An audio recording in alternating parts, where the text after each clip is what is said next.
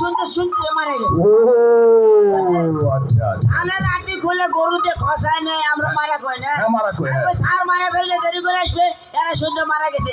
একের সাইডে ছোট সার কানের কানের। এই বল পড়া বল স্যার আমার নুনু ছোট্ট নুনু,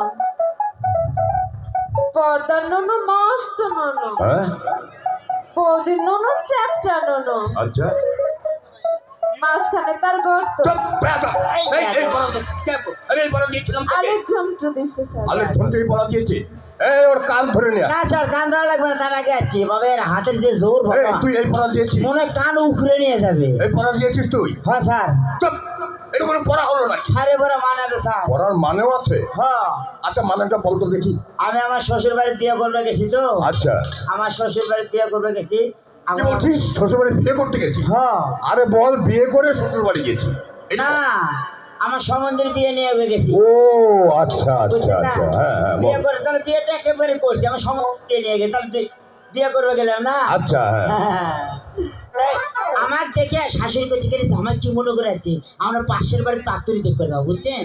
আমার দেখে শাশুড়ি মানে পিঠার আনবে পিঠা, আমরা চাল ভেজেছে, এখন আরেক বাড়িতে গেছে। আমি কই দেখি শাশুড়ি কোন জায়গায় গেল, দেখি আরেক বাড়ি।